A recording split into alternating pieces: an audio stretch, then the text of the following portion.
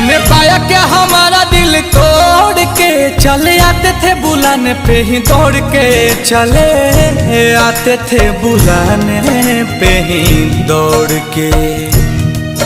फिर गए मुँह हमसे क्यों मोड़ के, गए मुँह हमसे क्यों मोड़ के, गए आखिरी निशानी जो तू छोड़ के।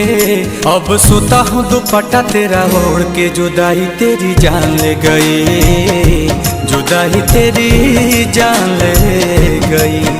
तुझे देखता हूँ साथ किसी और के, देखता हूँ साथ किसी और के, याद आती है पुराने उस दौर के।